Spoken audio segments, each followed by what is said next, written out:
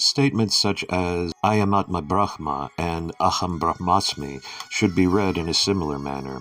When the self, Atman, is revealed as being similar to Akshara Brahman, it means that although the self is ontologically distinct, it possesses many characteristics, such as being above the three qualities, gunas of Maya, being pure, and others which are useful to the Upashana and Paramatman, that are like those of Akshara Brahman. For this reason, the use of samanadikaranya here refers to possessing qualities or virtues that are similar to those of Akshara Brahman. The same interpretation should be understood for all such revelations in which samanadikaranya is employed. The semantics of being Brahman. It was also argued that Brahmabhava in revelations such as Brahmabhutam, Brahmabhuta, and Brahmabhayaya also expresses ontological identity between the self and Brahman. This is also inappropriate. The use of the verbal root bu, meaning to be, does not necessarily indicate ontological identity. Bu is used even when there is an ontological distinction between two objects. See, for example, Garo Devabhavam Kurute and Petare Devabhavam Karoti. Although one's guru and father are not deities, devas, because they possess virtues that are similar to those of deities, they are identified as such. Terms such as Brahmabhuta also should be read in this manner, to express attaining certain virtues of Brahman. Moreover, it is observed that the qualities of the meditator follow those of that which is meditated upon. Thus, one who contemplates upon Akshara Brahman attains Brahmabhava. In such circumstances, there is no complication of them becoming one entity. If one thing attracts another, the attracted item does not give up its form, svarupa. The semantics of Atmarupa. Similarly, terms such as Atmarupa only imply intense association. For example, when interpreting the expression Durvasha is anger personified, it is apparent that anger and Durvasha are ontologically distinct entities. The expression is used not to express ontological identity, but instead to emphasize an intense association between the two. Via anger entirely overcomes Durvasha. The expression of oneness is understood figuratively. Also, statements such as Gatamika Drishti are interpreted to express that the pot is the focus of what is being seen. It does not mean that one's vision itself has become the pot. No one experiences the viewer viewing the pot as becoming the pot. Terms such as Brahmatma and Brahmarupa should be understood in a similar way. By possessing intense association with the manifest Akshara Brahmasvarupa Guru and engaging in intense contemplation of him, the self attains oneness with what he sees, experiences nothing else but Brahman. It is in this sense the self is identified as being Brahmarupa. The term Rupa is also used similarly. See, for example, when a jiva attains similarity with Brahman through samadhi, that jiva is identified as Brahmarupa. Within the Gita, Kamatmana does not express that the Jivatman itself becomes lust. However, it implies that the self possesses a lustful nature. It is explained as Kamatmana Kamasvabhava. The same type of semantic ascription should be employed when deciphering Brahmatma or Aksharatma and others. Alternatively, when the compound is analyzed as a possessive exocentric adjective compound, it refers to one whose form is similar to that of Brahman.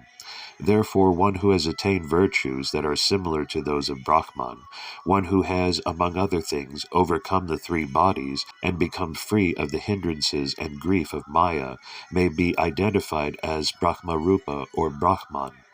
The various semantics of Eva. It was argued earlier that Eva in Brahma Veda, Brahmaiva Bhavati, implies that each Atman and Akshara Brahman are ontologically identical. This is also not the case. The term Eva is also used to express similarity. This semantic ascription of Eva is revealed in the Nigantu, where it states Samyachaiva Phachichabda. The Srutis also use Eva to express similarity. See, for example, Vaishnavam Vamanamalabeta Spardamano Vishnureva Budveman Lokanabhijayati. Here, Vishnu Eva is read as Vishnu Eva, similar to Vishnu. Such usage is also seen in other instances. For example, Vardhamana's Ganatantra Mahodadi uses Eva in Shrista Eva Mistu to also express similarity. Moreover, when deciphering Brahma Veda Brahmaiva Bhavati, it is possible to rearrange its words. When Eva is sequenced to qualify the act of becoming, the mantra is read to express that one only becomes like Brahman. One does not become like anything else. Alternatively, when Eva is read in association with the act of knowing, the mantra is read to express one who surely knows Brahman becomes Brahman. This reading stresses the need to realize Brahman in order to attain Brahmabhava. However, when Eva is associated with Brahman, the mantra is read to clarify that one does not become Parabrahman. Also, Eva in Brahmaveda Brahmaiva Bhavati may be understood to express that when a person of any caste, even one that is considered low, worships a Brahmana with devotion, they also become a Brahmana. This means that the worshipper of the Brahmana gains the qualities of a Brahmana. They do not, however, become ontologically one with the worshipped Brahmana. Similarly, the Atman, upon performing great spiritual endeavors in the form of Brahma Vidya, becomes similar to Brahman in qualities, but does not forego its own form, Svarupa, and attain the form, Svarupa, of Brahman. It is not the case that Gate Jnate Tajnata Pi Bhavate Gata, the knower of a pot himself becomes a pot. Only the delusional would believe such a thing. The essence. The heart of the Shruti, Brahmaveda Bhamaiva Bhavati, reveals that one truly attains Brahmabhava when one realizes the form, nature, and virtues of the manifest Akshara Brahmasvarupa Satpurusha. Such realization occurs by associating with the Guru, contemplating his virtues and other qualities, and attempting to imbibe as many of his qualities that are useful in attaining liberation as possible. Attaining such Brahmabhava is necessary for acquiring unhindered conviction in Parabrahman. The discussion presented here explains that Brahmaiva San Brahmapyeti does not advocate the self Atman and Brahman as ontologically one, although both entities are ontologically distinct. The self Atman is concealed by Brahman in the way that the constellations are concealed by sunlight. The self Atman is engulfed by the greatness of Akshara Brahman, Brahmarupanam. Revelations such as Brahmarupanam express Akshara Brahman's pervasiveness and do not denounce the other entities. Other terms such as Brahmabhuta, Brahmarupa, Brahmabhava, and Aham Brahmasmi, like Samandikaranya, express attaining the qualities of Brahman that are useful for attaining liberation. Summary. The discussions above can be summarized as follows. Samandikaranya is used to express having similar qualities. The same semantic is expressed when one's father is identified as a deity, using the Sanskrit verb to be. Although the father is ontologically distinct from a deity, he is described as being a deity because he shares certain qualities with a deity. Eva expresses qualitative similarity both in sentences commonly used and in the Vedas revelations. When reading Brahmaiva Bhavati, Eva should be interpreted in this manner. All scriptural revelations that imply oneness should be interpreted as expressing qualitative oneness and not ontological identity. If they are not read as such, then the five eternally distinct entities, which are expressed in all sacred text and expounded by Paramatman himself, will be contradicted. The Upanishad mantra concludes by describing various other benefits of realizing Brahman. It states that when one realizes Brahman, no one in their family lineage remains ignorant of Akshara Brahman. Thus, everyone born into their family surely comes to realize Brahman. Furthermore, the Brahmarupa devotee in this very life overcomes grief caused by the three types of misery. They overcome sin, which is the root of grief. Moreover, by becoming free of the guhagranthi, the innate, mundane, firmly rooted instincts such as attachment and spite, which have since eternity resided in the heart like shackles, they become amrita. They, possessing a Brahmarupa Atman, become an Akshara Mukta, free from the cycle of births and deaths, and ever engrossed in the divine bliss of Paramatman Sahajananda. This Brahma Vidya has been clearly stated within these mantras. It should only be revealed to those who abide by the Shastras, are well versed in them, are Brahmanishta, personally perform Vedic karmas, have faith in only one Paramatman, and appropriately partake in the major austerities. Exposition. Those worthy of Brahma Vidya. While concluding its discussion of Brahma Vidya, the Upanishad explains who is worthy of its knowledge. The mantra states, the elaboration of Brahma Vidya, which commenced at Athapara and has continued until now, has been described clearly within the Shastras. It is not something that I, Angiras, have concocted from my imagination. It is the supreme principle of all the Shastras. For this reason, you should obtain conviction in this Akshara Purusattama Siddhanta. Brahma Vidya should only be taught to those who 1. Practice the Karma Yoga expounded by the Shastras, 1. Are eager to study the Shastras, the Shrutis, and Smritis, and 3. Who are proficient in understanding their true meaning. It should be taught to those who 4. Have conviction in Akshara Brahman, 5. Are engrossed in the service of the Akshara Brahman Guru, 6. Are engrossed in Brahman, and 7. Enjoy contemplating on it in order to become Brahmarupa and offer true upasana to Parabrahman. If the terms Shrotriya and Brahmanishta were defined as they were defined previously, they would not make sense in the present context. Therefore, a more fitting meaning is offered.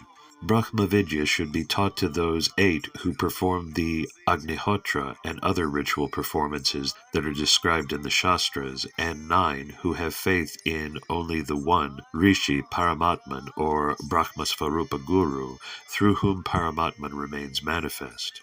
It should be revealed to those 10 who diligently practice important austerities, such as celibacy, in the manner described within the Shastras. Only such devotees should be taught Brahma Vidya as it is expounded here.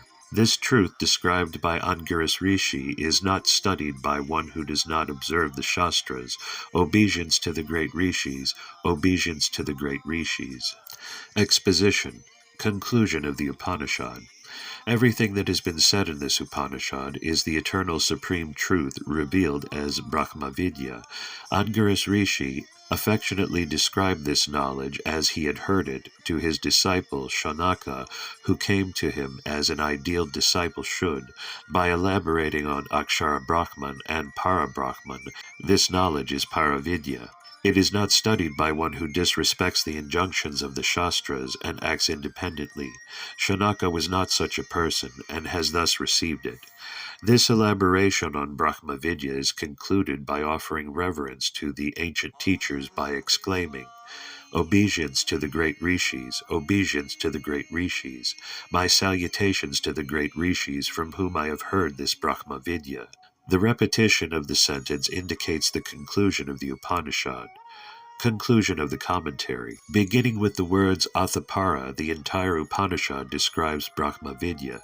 With the revelation Yenaksaram, Purusham, Veda Satyam, Pravachatam, Tattvato, Brahma Vidyam, it identifies the two entities Akshara and Purusattama as the primary subjects of Brahma Vidya by instructing Tadvijnanartham sa gurumeva Bigachched. It reveals that Brahma Vidya involves attaining qualitative similarity with Brahman, who resides within one's Atman, by surrendering oneself to the manifest Brahmasvarupa Guru and acquiring his firm association. According to precepts such as Yasha Devi Parabhaktiryatha Devatatha Gurau, one should realize that same Brahmasvarupa Guru to be the dwelling place of Purusattama Narayana, and thus understand the Guru to be the manifest form of Purusattama Narayana. Narayana Svarupa, having understood such glory of the manifest form of Purusattama, one should offer Upasana to Parabrahman. This is Brahma Vidya. This Brahma Vidya is indeed the meaning of the Swaminarayan mantra. It is the Akshara Purusattama Siddhanta. Thus, it is indeed Sarva Vidya Pratishta, that in which all knowledge is contained. Concluding statement. This concludes the Swaminarayan Bhashya of the Mundaka Upanishad. This commentary has been inspired by Brahmasvarupa Guru Hari Sri Narayana Svarupadasa Sri Pramukh Swami Maharaj and written by his disciple Sadhu Bhadrashadasa. This Upanishad elucidates Brahmavidya, which is defined as the Akshara Purusattama Siddhanta. It is well established within the Shastras, revealed by Parabrahman Swaminarayan, and propagated by the succession of Brahmasvarupa Gurus. On Thursday, the 6th day of the bright half of the month of Pausa, Vikrama Samvat 2062, 5th of January 2006. This commentary was completed in the midst of the Akshara Purusattama Mandiv and the Yajna Purusa Smriti Mandiv in the auspicious village of Sarangapura. Only those who understand that Narayana Svarupa to be the form of Narayana will fully realize the essence of the Mundaka Upanishad.